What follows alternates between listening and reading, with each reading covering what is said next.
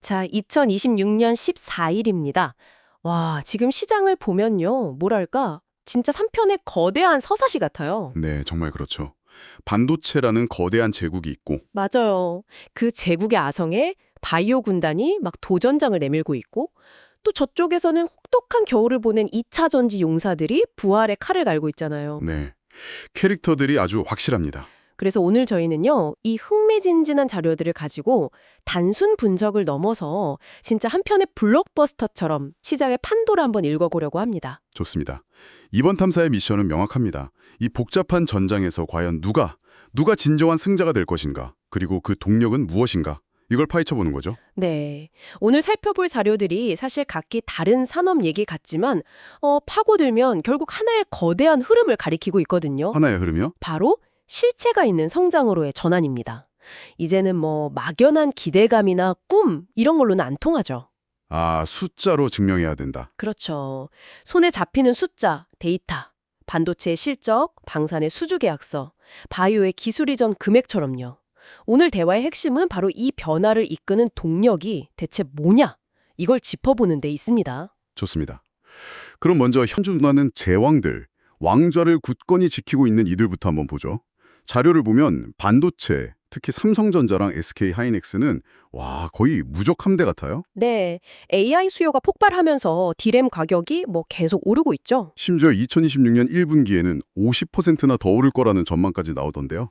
이 정도면 그냥 주인공은 정해진 거 아닌가요? 반도체가 시장 전체를 떠받치는 거대한 기동인 건 분명합니다. 그런데 말이죠. 네. 여기서 진짜 흥미로운 지점은 이 굳건한 기둥 바로 아래에서 다른 전장의 구도가 완전히 바뀌고 있다는 겁니다. 아, 다른 전장이요? 네, 바로 2차 전지 섹터입니다. 자료에도 나오지만 2차 전지 정말 길고 혹독한 조정을 겪었잖아요. 아, 정말 힘들었죠. 그런데 최근에 리튬 가격이 톤당 10만 위안 근처에서 더는 안 빠지고 버티고 있어요. 일종의 바닥 다지기 신호가 나오는 거죠. 아, 드디어 바닥 신호가 혹한기 훈련이 끝나고 봄이 오는 새노탄 같은 거군요. 네, 그런 셈이죠.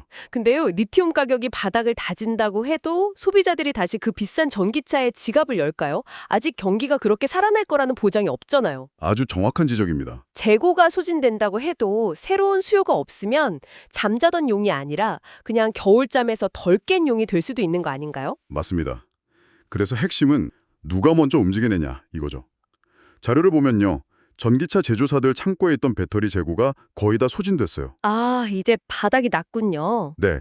그래서 올 하반기부터는 좋든 싫든 다시 배터리를 주문해야 합니다. 자동차를 만들어야 하니까요. 그렇겠네요. 근데 중요한 건 예전처럼 무작정 많이 주문하는 게 아니라는 겁니다. 정말 필요한 만큼만 효율적으로. 결국 진짜 실력 있는 기업들 위주로 시장이 재편된다는 신호죠.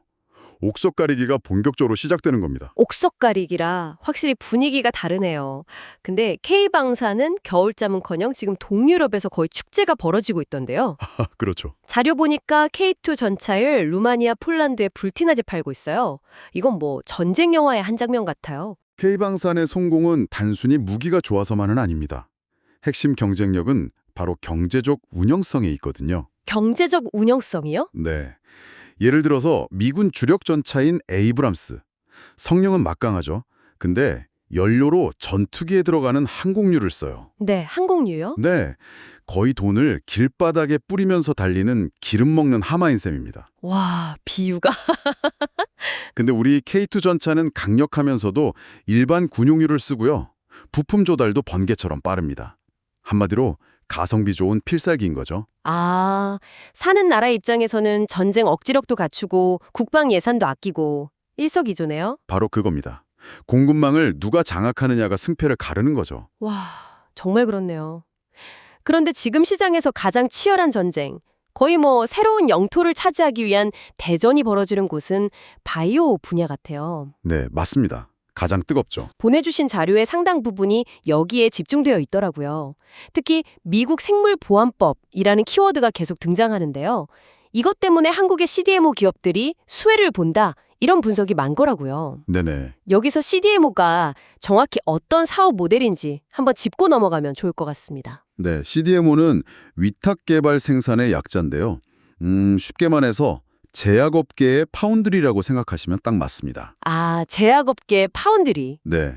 애플이 아이폰을 설계하면 대만의 TSMC가 대신 생산해 주잖아요. 그렇죠. 마찬가지로 화이자나 로슈 같은 거대 제약사가 신약을 개발하면 그 약을 가장 효율적이고 안전하게 대량 생산해주는 전문 공장, 그게 바로 CDMO고 삼성 바이오로직스가 이 분야의 글로벌 강자죠. 아하, 제약업계의 TSMC라니 이해가 확 되네요. 근데 이 생물보안법이 CDMO 시장에 대체 어떤 영향을 주는 건가요? 이건 뭐 지정학적인 반전 카드라고 할 수 있습니다. 미국이 갑자기 중국의 우시바이오 같은 특정 기업이랑은 이제 거래 안 해. 이렇게 선언을 해버린 거예요. 와, 그럼 그동안 그쪽으로 가던 물량들이 다 어떻게 되는 거죠? 갈 곳을 잃게 된 거죠. 그 어마어마한 물량의 반사이익을 한국의 삼성바이오로직스나 셀트리온이 고스란히 받을 수 있다는 기대감이 커지는 겁니다. 거대한 파이의 주인이 바뀌는 순간이 올 수도 있는 거죠. 이야, 정말 거대한 기회네요. 근데 그뿐만이 아니죠. 비만 치료제 열풍이 메쉬, 우리말로 대사 이상 지방간염이라는 새로운 시장으로 번지고 있더라고요. 네, 메시 시장이 정말 뜨겁습니다. 이 와중에 D&D 파마텍이라는 회사가 1.7조 원 규모의 기술 이전 잭팟을 터뜨릴 수 있다는 예측도 나오고요. 이 메쉬라는 게 정확히 어떤 병인가요? 메시는 비만이나 당뇨 같은 대사질환 때문에 간에 지방이 쌓이고 염증이 생기는 병이에요. 심해지면 간경화나 간암으로도 발전할 수 있고요. 아, 무서운 병이네요. 문제는 전 세계적으로 환자는 폭발적으로 늘고 있는데 아직 마땅한 치료제가 없다는 겁니다. 한마디로 주인 없는 거대한 시장인 셈이죠. 아, 그런데 D&D 파마텍의 그 DD01이라는 치료제가 게임 체인저로 떠오르고 있다고요? 네, 데이터가 정말 충격적입니다.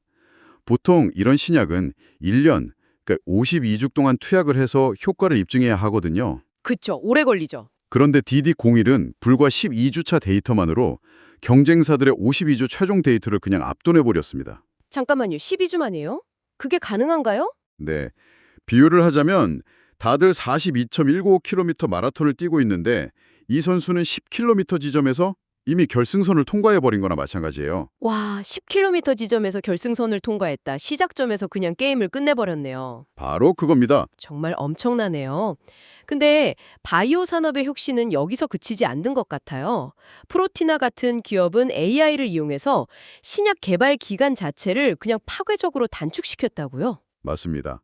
신약 개발에서 가장 중요한 단백질 상호작용 분석하는데 보통 15개월에 걸렸는데 프로티나는 이걸 단 2주 만에 끝내버렸어요. 15개월을 2주로요? 네, 이건 그냥 속도가 좀 빨라진 수준이 아니죠. 차원을 바꿔버린 겁니다. 바이오 산업의 가장 큰 난제인 시간과 비용이라는 게임의 룰 자체를 다시 쓰고 있는 거죠. 아, 그런데요. 저는 진짜 혁명은 다른 곳에 있는 것 같아요. 바로 의료 AI 기업들, 시어스 테크놀로지, 루닛, 뷰노 같은 회사들이 돈을 버는 방식을 완전히 바꿨다는 점입니다. 이야, 오늘 대화의 핵심 중 하나가 나왔네요. 잠시만요. 그럼 병원이 그 AI 시스템을 쓰면서 오히려 돈을 번다는 말씀이신가요? 보통은 기술을 도입하면 돈이 나가기 마련인데 어떻게 그게 가능하죠? 이게 바로 가장 기막힌 지점입니다. 과거 의료 AI는 우리 기술 좋아요 하면서 수억 원짜리 프로그램을 파는 일회성 거래에 그쳤어요. 네, 그러니 병원 입장에선 부담스럽죠. 그렇죠. 하지만 시어스 테크놀로지의 Think 같은 플랫폼은 이걸 구독 모델로 전환했습니다. 매달 넷플릭스 요금 내듯이 훨씬 저렴한 비용을 내는 거죠. 아, 일단 초기 도입 비용 부담이 확 줄어들겠네요. 그렇죠. 그런데 진짜 마법은 그 다음입니다. 병원이 이 시스템을 도입해서 입원 환자를 24시간 모니터링하면 입원 환자 전담 전문의 관리료라는 항목으로 건강보험공단에 수가를 청구할 수 있게 돼요. 아, 즉, 시오스에 내는 기독료보다 건강보험에서 받는 돈이 더 많은 구조를 설계한 겁니다. 와. 기업은 매달 안정적인 구독료를 받고 병원은 오히려 수익이 생기니까 도입을 안 할 이유가 없네요. 완벽하죠? 기술이 어떻게 모두가 이기는 비즈니스로 완성되는지를 완벽한 사례입니다. 확실히 기가 막힌 설계네요. 근데 병원 입장에서 정말 망설일 이유가 없을까요? 예를 들어 기존 시스템 바꾸는 데 드는 숨은 비용이라던가 아니면 만약에 이 AI 진단 결과에 문제가 생기면 법적 책임은 어떻게 되는 건지 이런 것도 궁금한데요. 굉장히 중요한 질문입니다. 그래서 이런 기업들은 단순히 소프트웨어만 파는 게 아니에요. 병원 내 교육, 시스템 통합, 법률 자문까지 패키지로 제공하는 추세입니다. 아, 도입 장벽을 하나씩 다 허물어주는 거군요. 맞습니다. 물론 그럼에도 불구하고 여전히 보수적인 병원 문화는 극복해야 할 과제죠. 하지만 수익이 난다는 당근이 워낙 강력해서 확산 속도는 점점 더 빨라질 것으로 보입니다. 알겠습니다. 자, 첨단 기술 전쟁터에서 잠시 벗어나 보죠. 의외의 분야에서도 스타가 탄생했네요. 패션 브랜드 잭시믹스가 레깅스비의 에르메스라는 룰루레몬을 일본에서 위협하고 있다고요? 네, 전략은 단순했지만 아주 강력했습니다. 서구 브랜드들이 놓치고 있던 동양인 체형에 최적화된 핏, 이걸 파고든 거죠. 핏. 그래서 일본 최대 온라인 쇼핑몰 라쿠텐에서 요가웨어 1위를 차지했습니다. 룰루레몬보다 훨씬 저렴한데 품질과 핏은 더 좋다는 인식이 퍼진 거죠. 잘 나가는 데는 다 이유가 있군요. 그런데 이 성공 스토리 뒤에 창업자 부부의 이혼으로 인한 경영권 분쟁이라는 거의 막장 드라마 같은 리스크가 숨어 있다고요? 네, 그게 또 변수죠. 아니, 잘 나가는데 그런 일이 생기면 회사 망하는 거 아닌가요? 보통은 그렇게 생각하죠. 그런데 시장의 분석은 좀 다릅니다. 역설적으로 이 분쟁 가능성이 오히려 기업 가치를 재평가하는 계기가 될 수도 있다는 거예요. 네, 그게 무슨 말이죠? 서로 경영권을 지키거나 뺏어오려면 시장에서 지분을 더 사들여야 할 수도 있잖아요. 그 과정에서 회사의 진짜 가치가 드러날 수 있다는 거죠. 실적은 역대 최고인데 주가는 리스크 때문에 억눌려 있으니 일부 투자자들은 이걸 오히려 기회로 보고 있는 겁니다. 와, 정말 한 편의 드라마를 관람하듯이 지켜보고 있군요. 그렇죠. 드라마 하면 쿠팡도 빼놓을 수 없겠습니다. 자료를 보니까 개인정보 유출 논란에 공정의 제재까지 사법 리스크가 겹치면서 고객들의 선불 충전금이 네이버페이로 넘어가고 있다는 데이터가 아주 흥미롭습니다. 신뢰의 이동이 데이터로 명확하게 포착된 겁니다.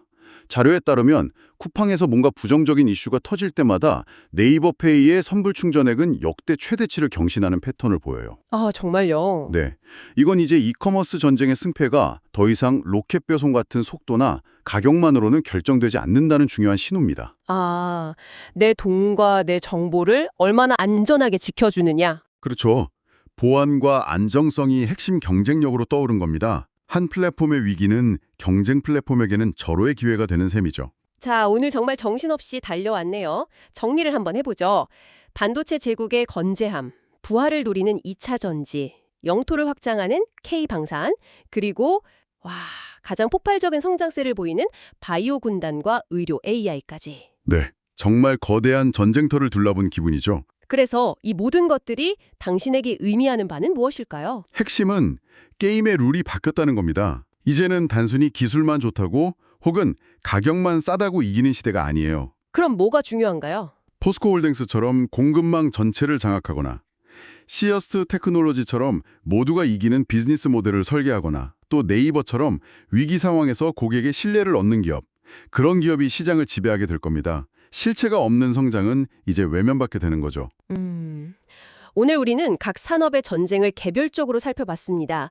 하지만 마지막으로 이런 질문을 한번 던져보고 싶어요. 네, 만약에 이 산업들이 서로 융합한다면 어떤 미래가 펼쳐질까요? 융합이요? 예를 들어 현대차의 자율주행 로보택시가 시어스 테크놀로지의 웨어러블 AI 기술을 만나서 달리는 응급실이 된다면, 오, 흥미로운데요? 또 프로티나의 AI 신약 개발 플랫폼이 차세대 반도체 소재를 찾아내는 데 사용된다면 어떨까요?